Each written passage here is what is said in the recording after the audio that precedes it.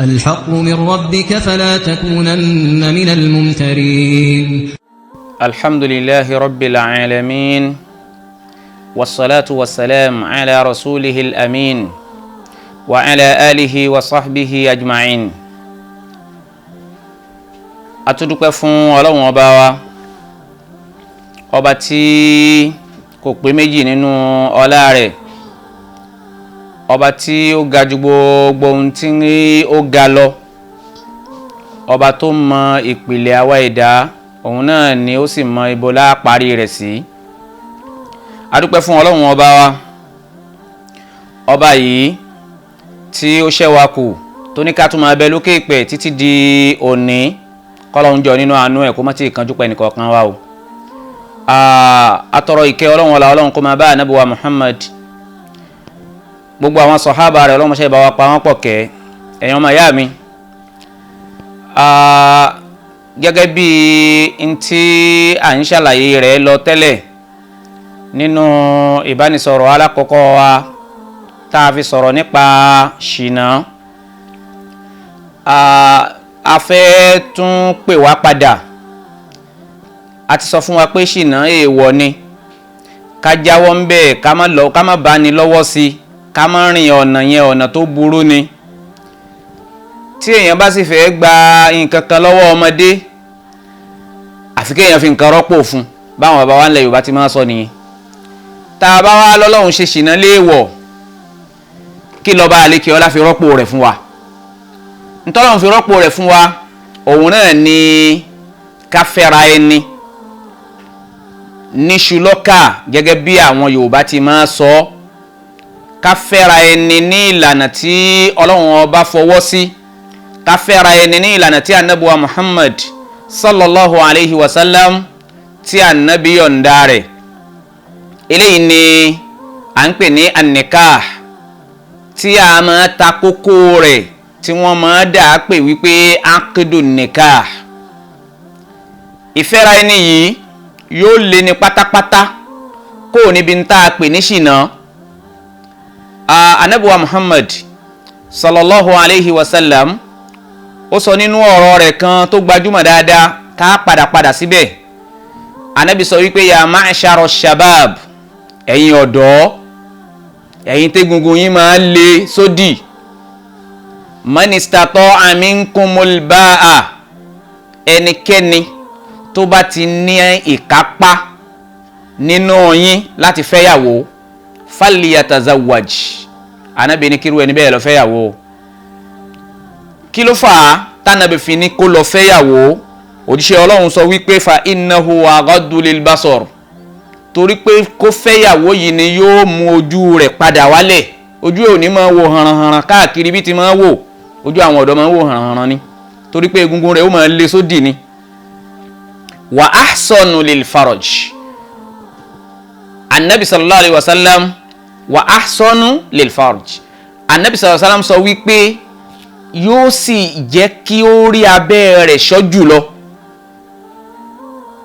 Tí a bá wo ọ̀rọ̀ tí Ànábì wa Muhammad sọ yìí, ìkẹ́ àti Ọlọ́run kó máa lọ bá, a rí wípé kò sí oògùn kankan tí a lè ṣe sí ń tá a pè ní ṣìnà tá a fi ní ṣe é mọ́ kọjá ká lọ fẹ́yàwó lọ́nà tí ó tọ́. Ọba tí ó ní a máa fẹ́ra wa, Ọlọ́run ò ṣe wá lẹ́ranko. Ọba yìí kò ṣe wá ní ewúrẹ́, bẹ́ẹ̀ kò ṣe wá lágùntàn tí ó kàn ti rẹ́ nìkan tí ó kì í mọ́lẹ̀ rárá. Ọlọ́run fẹ́ kí a lo làákàyè ìjẹ́ ọmọ èèyàn wa, ó wá gbé òfin lẹ̀ fún wa láwọn ìlànà tí a máa tọ̀ láti rìn, tí obìnrin ó fi di ẹ̀tọ́ fún ọkùnrin, tọkùnrin máa fi di ẹ̀tọ́ fún obìnrin, táwọn méjì ó di lọ́kọ láya láàrin ara wọn, tó máa dùnnú, ọmọ rẹ̀, ọmọ alálùbáríkà tí ó jáde lára wọn. Kò sí ọ̀nà téèyàn ń gbà bímọ rẹ̀ láyé. Àkọ́kọ́ ní téèyàn máa ṣe òun ni kéèyàn rìn bó ti yẹ kó rìn. Yorùbá wọn ní bí a bá ti rìn là á kó o. Ọba àlékè ọlá ó ṣòfin ká fẹ́ra wa nínú al-Qur'anul Karim. Ànábì wa Muhammad sallallahu alayhi wa sallam, Ànábì náà ṣàlàyé rẹ̀, bẹ́ẹ̀ náà làwọn onímọ̀ sọ̀rọ̀ tó pọ̀ nípa rẹ̀, àǹfààní sì ń bẹ nínú rẹ̀ tó pọ̀. Ọlọ́run sọ fún wa nínú al-Qur'an nínú suratu nisa ọba yìí ní a'udhu billahi minash shaitani rajim fankihu ma taba lakum minan nisa. Ọlọ́run ọba àlekè ọlá ní ẹ fẹ́ èyí tó bá tẹ́ yín lọ́rùn tó dùn mọ́ yín tó wù yín nínú àwọn obìnrin. Ọlọ́run ọba àlekè ọlá ò fẹ́ ká ṣe tí ò ní tẹ́ wa lọ́rùn. Ọlọ́run fún wa láǹfààní rẹ̀. Tọ́lọ́run bá ní nǹkan bá ti gbé wá fún wa ní ká fẹ́, ta lẹni tí ó pọ̀ lọ́run lẹ́jọ́, ta ni ó ta láyà, ta ni ó sọ pé ó kubi tó fẹ́ gbà. Ọlọ́run ní ẹ fẹ́ èyí tó bá tẹ́ yín lọ́rùn nínú àwọn obìnrin.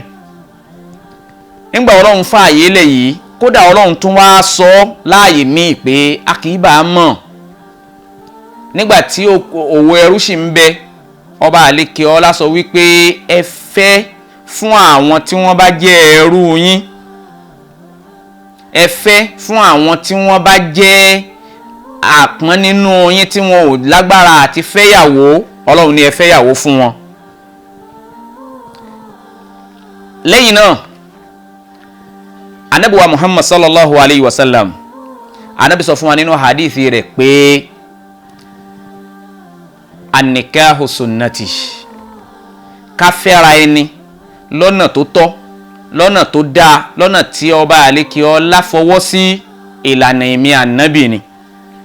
Faman ragiba an sunnati, ẹnikẹ́ni tó bá wá gúnrí kò níbi ìlànà mi falaysa minni, kò sí lára mi. Tó ń túmọ̀ wípé ẹni tó bá fẹ́yàwó lọ́nà tó bá ìlànà tọlọ́hun, ẹni lọ́kọ lọ́nà tó bá ìlànà tọlọ́hun mu ní ń bẹ pẹ̀lú Ànábì wa Muhammad. Ẹni tí ó bá ti ṣe léyìí kò sí lára Ànábì Muhammad. Àǹfààní àkọ́kọ́ rèé tó ń bẹ níbi kéèyàn fẹ́yàwó kóbìnrin náà lọ́kọ. Kí láǹfààní náà ni pé èèyàn ó jẹ́ ọmọlẹ́yìn Ànábì tòótọ́. Alákọ̀ọ́kọ́ nìyẹn. Ẹlẹ́ẹ̀kejì, ẹnikẹ́ni tó bá ti fẹ́yàwó sílé yóò rí ẹni dé bá ńlé, yóò rẹni dágbére fún gbà ó bá jáde. Ìjáde ńlé rẹ̀ yóò rẹni dágbére fún pé mò ń lọ o lọ́kùnrin. Ìpadà sílé rẹ̀ yóò rẹni kí i káàbọ̀ nígbà tí ó bá ti lágbára àti ṣe bẹ́ẹ̀. Lẹ́yìn eléyìí, ẹnikẹ́ni tí ó bá fẹ́yàwó àbẹ́nikẹ́ni tó bá lọ́kọ lóbìnrin yóò jẹ́ ìkan nínú àwọn tí wọ́n ń rìn nínú ìlànà Ọlọ́run lórílẹ̀ ayé. Tọ́ba àlekè ọlá ó sì máa dunnú sí wọn pé àwọn eléyìí àwọn làwọn tí wọ́n ń rìn lórí ìlànà tèmi Ọlọ́run. Bó o láti wá ń ṣe tá a fi ń fẹ́ra ẹni, ibi tí ọ̀rọ̀ wa wà nìyẹn. Ṣùgbọ́n níwọ̀n bá ṣẹ́jú díẹ̀ máa sọ ní ṣókí léyìí tí ó fi yé wa. Ìfẹ́ra ẹni yìí, ọkùnrin ni obìnrin máa wù, tí obìnrin ó sì wù ọkùnrin náà ó wù obìnrin. Àkọ́kọ́ nìyẹn. Ìtẹ́lọ́rùn gbọ́dọ̀ wà láàárín ọkùnrin àtobìnrin. A kì í kàn fi tipátipá fẹ́ ìyàwó tí ò wuni fúnni. A kì í fi tipátipá fúnni lọ́kọ tí ò tẹ́ni lọ́rùn. Torí pé ńgbà t'Ọlọ́run fẹ́ sọ, Ọlọ́run ní fankihu ma taba lakum minan nisa, èyí tó bá tẹ́ yín lọ́rùn ní kẹ́ ẹ fẹ́ nínú àwọn obìnrin. Now nígbà tí ọkùnrin bá ti wù obìnrin tó ti tẹ́ lọ́rùn, tọkọ tí obìnrin náà wù ọkùnrin, bó ti ẹ̀ jẹ́ pé Ànábì fẹ́ ká wù àwọn nǹkan kan bẹ́ẹ̀ sìn l'Ànábì fẹ́ ká wù àti ìhùwàsí ọmọlúwàbí.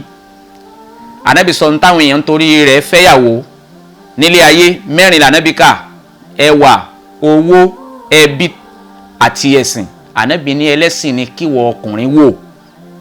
Ńgbà Ànábì dojú ọ̀rọ̀ kọ obìnrin, Ànábì ò bá obìnrin sọ̀rọ̀ lẹ́yìn direct. Ọlọ́run Ànábì bá àwọn tí wọ́n jẹ́ aláṣẹ obìnrin yẹn sọ̀rọ̀ torí àwọn ni wọ́n fẹ́ pàṣẹ fífẹ́ rẹ̀. Ànábì ní idha atakum man tardawna dinahu wa khuluquhu fazawwijuhu. Níjọ́kíjọ́ tí ẹni tí ẹ bá wádìí ẹ̀sìn rẹ̀ tẹ́ ẹ rí pé ẹ̀sìn rẹ̀ tẹ́ yín lọ́rùn, ẹ wádìí ìhùwàsí ọmọlúwàbí ẹ rí pé ó ṣe déédéé, ẹ yọ̀ǹda ọmọ yín fún kó fẹ́. Láti bí ọ̀rọ̀ yìí, a rí irú ìran ọkùnrin wo ni obìnrin wa lè fẹ́, irú ìran obìnrin wo ni ọkùnrin wa náà lè fẹ́, a rí ń bẹ̀. Lẹ́yìn náà, a kì í wá rẹ́ni tó tẹ́ni lọ́rùn tán tó wuni lóbìnrin kákan kì í mọ́lẹ̀ ká gbé sílé láì gbà yọ̀ǹda lọ́wọ́ àwọn òbí rẹ̀. Ntọ́ba àlekè ọlá sọ ni wípé fankihuhunna bi idhni ahlihinna, tẹ́ ẹ bá fẹ́ obìnrin ẹ fẹ́ wọn pẹ̀lú yọ̀ǹda àwọn òbí wọn, ẹ fẹ́ wọn pẹ̀lú yọ̀ǹda àwọn aláṣẹ wọn. pẹ̀lú yọ̀ǹda aláṣẹ lọkùnrin láǹfààní àti fífẹ́ obìnrin. Lẹ́yìn náà sígà gbọ́dọ̀ wà, ìjókòó gbọ́dọ̀ wà wípé èmi lágbájá ọmọ lágbájá mo yọ̀ǹda ọmọ mi lágbájá ọmọ lágbájá fún wọ lágbájá ọmọ lágbájá láti fi ṣaya. Tí ẹni tó fẹ́ ṣọkọ ìyàwó náà ó sì gbà á pé èmi lágbájá ọmọ lágbájá gba ọmọ yín lágbájá ọmọ lágbájá láti fi ṣaya. Lẹ́yìn náà ló kan sadaq, owó orí obìnrin, máa rí obìnrin ọ̀ranyàn ni o. Ọba àlékè ọlá sọ fún wa wípé wa atu nisa as-sadaqatihinna nihla fa in tibna lakum an shay'in minhu nafsa fakuluhu hani'an mari'a. Ọlọ́run ní ẹ fún àwọn obìnrin ní sàdáàkì wọn. A kì í obìnrin ló máa sọ kí ló fẹ́ gbà. Gbogbo ara ṣu, ara ẹ̀wà, ara orógbó, ara kìíní tí tó kúnlẹ̀ Yorùbá wa yìí, eléyìí kọ́ ni sàdáàkì o. Àwọn ẹbí mi akọ ìwé agùngbọ́ọ́rọ́, ìwé náà gùn débi pé tí wọ́n bá fẹ́ wá kọ ẹrù ọmọ wọ́n á wá kọ àgé, tẹ̀sùbá, sàjádà, ìtẹ́ ìkírun, wọ́n á sàkọ àwọn kinní náà. Gbogbo eléyìí kì í ṣẹrù, kì í ṣowó orí obìnrin.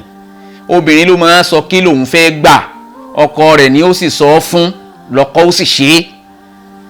Bó tiẹ̀ jẹ́ pé Ànábì wa Muhammad sallallahu alayhi wa sallam fẹ́ kí obìnrin ṣe sàdáàkì rẹ̀ ní tó fúyẹ́ fún ọkọ rẹ̀ tó fẹ́ fẹ́ sílé kó lè lálùbáríkà nígbà tó bá délé ọkọ. Ẹ̀yin ọmọ ìyá mi nínú Islam, tá a bá ti rí gbogbo ohun tí mo kà yìí, igi ti so o. Àwa ń filé pọtí, à ń fọ̀nà roka, à ń pe gbá, à ń pe agbọ̀n, ayẹyẹ leléyìí. Síso igi ọ̀ranyàn ni lórí gbogbo ẹnikẹ́ni tó bá fẹ́ fẹ́yàwó láyé. Síso igi ọ̀ranyàn ni lórí gbogbo obìnrin kóbìnrin tó bá fẹ́ lọ́kọ láyé. Táwọn méjì bá wá fẹ́ra wọn, obìnrin máa padà di ilé tí ọkùnrin ó máa dé sí, yóò di ààyè ibi tí ọkùnrin ó máa farabalẹ̀ sí. Gbogbo ìbànújẹ́ tí ọkùnrin bá ń gbé bọ̀ láti ta, obìnrin ni ó gbà lára rẹ̀ nígbà tó bá ti wọnú ilé. Bẹ́ẹ̀ náà ọkùnrin máa di ẹni tí obìnrin máa gbé ẹ̀mí jíjẹ múmu rẹ̀ lé, torí pé jíjẹ múmu obìnrin tó a bá fẹ́ sínú ilé yóò bọ́ sọ́rùn wa. Gbogbo àwọn nǹkan yìí ni àwọn àǹfààní tí ń bẹ nínú kálọ́kọ àti káfẹ́yàwó. Ọlọ́run wa tóbi púpọ̀. Ìjọkíjọ tọkùnrin bá ti wá pinnu láti máa gbọ́ bùkátà lórí ìyàwó rẹ̀, níjọ́ yẹn lọ́lọ́run ti dá àrísìkí ìyàwó rẹ̀ pọ̀ mọ́ tiẹ̀, tí ó máa rí ṣe, tí ó máa lọ, tí ó máa bọ̀, àrísìkí rẹ̀ ó máa lékún, tí ó sì ní dí èyí tọ́lọ́run fẹ́ ṣe fún ìyàwó rẹ̀ náà lọ́wọ́. Níjọ́kíjọ́ tí ọkùnrin bá ti pinnu pé òun ò ní gbọ́ jíjẹ múmu obìnrin, níjọ́ yẹn ni rírí ṣe rẹ̀ ó máa bẹ̀rẹ̀ sí dínkù. Eléyìí pọ̀ láwùjọ wa. Obìnrin ó máa wá ga nígbà tó ṣe pé òun ní ń bọ́ ọkùnrin. Ṣe bẹ́ẹ̀ yìí náà rántí ọ̀rọ̀ Yorùbá tí wọ́n sọ wípé òkè lọ́wọ́ afúnni ń gbé. Àdísì Ànábì ni wọ́n tú. Gbogbo ẹni tó bá ń fúnni, gbogbo wa náà la rí, òkè ló máa wà. Ẹni tó bá ń gbà ńkọ́, ìsàlẹ̀ ni ó wà. Ọkọ sì ló lórí aya. Ìyẹn ló fà á tó fi já sí wípé ìlànà kan ṣo tí ọmọ èèyàn tá a lè fi jẹ́ ẹ̀tọ́ fúnra wa, òun náà ni ìlànà káfẹ́ra ẹni, ní ìlànà tọlọ́hun àti ìlànà tànábì wa Muhammad sallallahu alayhi wa sallam. Ànábì tó wá sọ̀rọ̀ kan, ìkẹ́ Ọlọ́run kó máa bá ànábì Muhammad. Ànábì sọ fún àwọn ọ̀dọ́ lànábì dojú ọ̀rọ̀ yìí kọ. Hadith tí mo kà lákọ̀ọ́kọ́ pé ya ma'shara shabab, ẹ̀yin ọ̀dọ́. Kí ló fà á tànábì fi dojú ọ̀rọ̀ kọ àwọn ọ̀dọ́? Nítorí pé ọ̀dọ́ ni agbára àṣìná ń bẹ lára rẹ̀ ju tàgbàlagbà lọ. Ẹni tó ti dàgbà, tó ti dògbó, mélòó ni tó ní nínú agbára mọ́? Ká má wàá sọ ọ̀dọ́. Ìyẹn ló fà á tó fi já sí wípé ẹni tó bá dàgbà tán tó ti fẹ́yàwó sílé tó tún wá ń lọ ṣe ṣìnà, ìyá rẹ̀ lágbára o. Ìyá rẹ̀ lágbára gan. Ó lágbára ju ọ̀dọ́ níyà tí ó jẹ, ṣùgbọ́n ìyá tẹni tó ti fẹ́yàwó sílé lágbára ju tẹni tí ò ti fẹ́yàwó lọ. Ọ̀dọ́ ni egungun wọn máa ń le sódì, ní gbogbo nǹkan wọn máa ń le kókókó. Ẹ lọ gbogbo ohun tí wọ́n ń ṣe láyé tí wọ́n bá ń rí ṣe, àwọn ọ̀dọ́ ni wọ́n rí ń bẹ̀ o. Àwọn ẹlẹ́bọ tí wọ́n bá fẹ́ ṣẹbọ wọn, tí wọn ò bá rí ọ̀dọ́ láàárín wọn, ẹbọ yẹn ò ní ṣe. Islam tá ń ṣe yìí níjọ́kíjọ́ tá a bá ti pàdánù àwọn ọ̀dọ́ nínú mọ́sálásí kan, mọ́sálásí yẹn ń dòkú lọ nìyẹn. ìyẹn ló fà á tí Ànábì fi ké sí àwọn ọ̀dọ́ lọ́kùnrin pé ẹnikẹ́ni tó bá ti lágbára tó ní kápá bíbọ́ obìnrin tó ní kápá gbogbo ohun tí ọkùnrin ń ṣe lórí obìnrin kó lọ fẹ́yàwó. kí l'Ànábì ní nǹkan yìí máa ṣe? Ànábì sọ wípé yóò jẹ́ kí ojú ọkùnrin wálẹ̀, ojú ọkùnrin máa balẹ̀, ara ẹ̀ tí ń ṣe ojú ẹ̀ tí ń ṣe hànàhànà káàkiri kò ní ṣe mọ́ torí pé ó ti lẹ́nìkan nílé.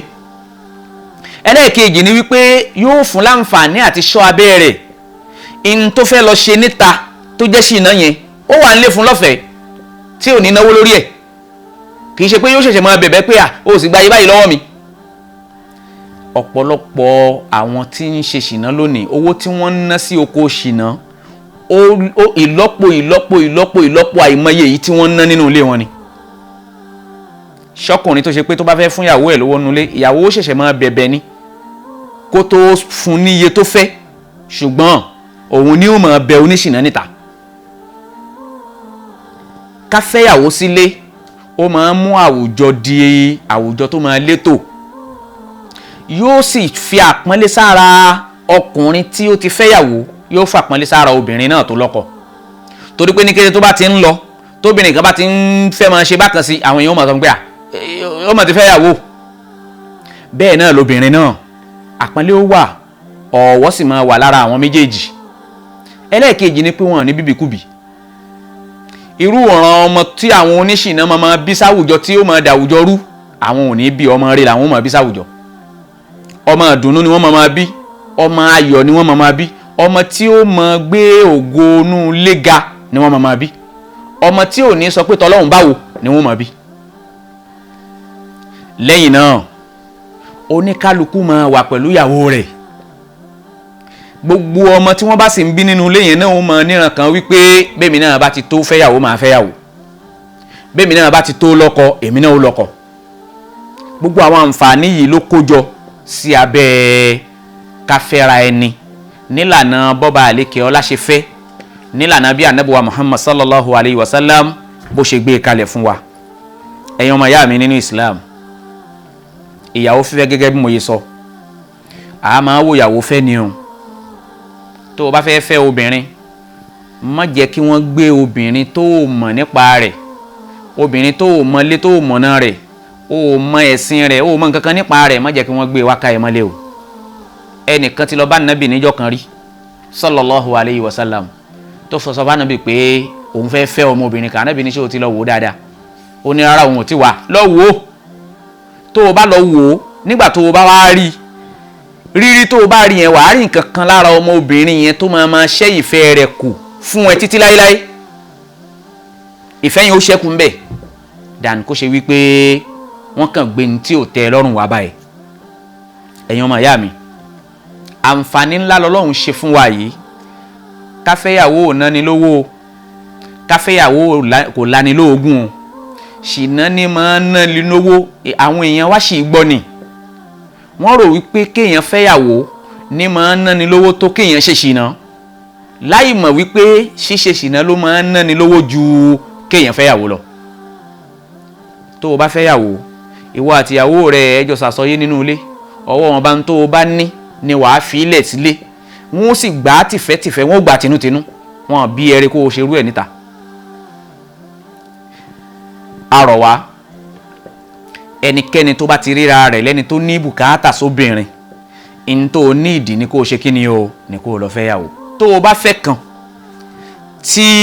tí o sì ní bùkátà sóbìnrin, yàtọ̀ sẹ́ni tó fẹ́ obìnrin tí kì í ṣe pé ó ní bùkátà sóbìnrin mọ́, tó kàn tún lọ ojú kòkòrò bá débi kó tún wò pé kóun tún kó míì rárá.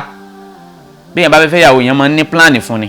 o wá ní bùkátà sóbìnrin kún obìnrin inú ilé rẹ̀, àyèmáyé nǹkan ló lè yẹn nítorí rẹ̀ fẹ́yàwó, ìkíní ìkejì ìkẹta ìkẹrin, ó pọ̀ rẹpẹtẹ. ìyẹn kọ́ la fẹ́ sọ lónìí, ṣùgbọ́n Ọlọ́run yọ̀ǹda o kọkùnrin fẹ́yàwó tí ọyọ kan tó fẹ́ tí ò bá tí tó kó fẹ́ kan sí, ìkan tó fẹ́ tí méjì tó fẹ́ tí ò bá tí tó kó fẹ́ kan sí, kó jẹ́ mẹ́ta, mẹ́ta yẹn tí ò bá tí tó kó fẹ́ mẹ́rin, ṣùgbọ́n Ọlọ́run ò gbẹ nìkan kan láàyè láti fẹ́ kọjá mẹ́rin. eléyìí ni tí a lè ṣàlàyé fún wa níwọ̀nba àsìkò díẹ̀ tá a ní arọ̀ wá gẹ́gẹ́ bí Ànábì wa Muhammad sallallahu alayhi wa sallam bó ṣe rọ̀ àwọn sàhábà rẹ̀ níjọ́ kìíní àná, arọ̀ wá ìyàwó ni ẹ jẹ́ á fẹ́, ẹ má jẹ́ á ṣe ṣìnà o. Lẹ́ẹ̀kan sí atọrọ fún àwọn ọmọ ìyá wa tí wọ́n ní Haqqu TV kí Ọlọ́run bá lè kí ọlájọ kó bá wà pẹ̀lú wọn, Ọlọ́run bá wa dúró tì wọ́n, Ọlọ́run má dojú tì wọ́n o. Wọ́lá wípé ìmọ́lẹ̀ ẹ̀sìn ni wọ́n ń tàn, wọ́lá pé ọ̀rọ̀ ọwọ́ Ọlọ́run ni wọ́n dúró tì, kò sí nǹkan kan tí wọ́n ń ṣe kọjá pé kí orúkọ rẹ̀ lè máa ga sí, kò sí nǹkan kan tí wọ́n ń ṣe kọjá pé kí ẹ̀sìn rẹ̀ lè máa tàn, kò sí nǹkan kan tí wọ́n ń ṣe kọjá pé kí lànà òjíṣẹ́ rẹ̀ lè máa lọ wájú sí. Ọlọ́run má ṣe bá wa dúró tí wọ́n bá wa wà pẹ̀lú wọn, Ọlọ́run bá wa wà pẹ̀lú wọn. Gbogbo èyí tó ti dáa nínú ọ̀rọ̀ wọn Ọlọ́run má jẹ́ ó bàjẹ́ o, gbogbo èyí tó kù tí wọ́n ń béèrè Ọlọ́run má ṣe bá wa fi lé wọn lọ́wọ́.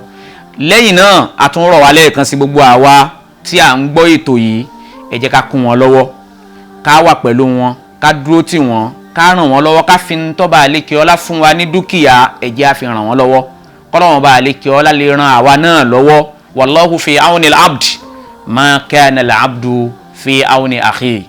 Ọba àlékè ọlá ń bẹ lẹ́ni tí ó máa ran ẹrú rẹ̀ lọ́wọ́ lópin ìgbà tí ẹrú náà bá ṣe kíni o, tó bá ń ran ọmọ ìyá rẹ̀ lọ́wọ́. Abẹ́ Ọlọ́run eléyìí tí a sọ yìí, Ọlọ́run ṣe ní okùnfà oríire fún wa láyé ń bí, àtẹni tó sọ àtàwa náà tá a gbọ́, kọ́lọ́run ṣe fún wa kó ṣe lókùnfà oríire fún wa nílé ayé wa, kó sì ṣe ní okùnfà oríire fún wa ní alkiyama. Ọlọ́run má jẹ́ ó jẹ́ balẹ̀jọ́ fún wa láyé, má jẹ́ ó jẹ́ balẹ̀jọ́ fún wa ní gbangba alkiyama. Abẹ́ Ọlọ́run kọ́lọ́run ṣe wá lọ́mọ àlìjánà, kó má ṣe wá lọ́mọ àná. Gbogbo iṣẹ́ tá a máa ṣe tá a fi dèrò àlìjánà Ọlọ́run má ṣe fún wa ṣe o. Tá a bá wá ṣe kó gbà lẹ́sìn lọ́wọ́ wa, tó o bá gbà kó yọ́nú sí fún wa. Wala hawla wala quwwata illa billahi al-aliyyil azim. Hadha wa sallallahu wa sallam wa baraka ala Muhammad wa ala alihi wa ashabihi ajma'in. Subhanakallahumma bihamdik ashhadu an la ilaha illa anta wa astaghfiruka wa atubu ilayk. Subhana rabbika rabbil izzati amma yasifun wa salamun ala al-mursalin walhamdulillahi rabbil alamin. Subhanallah.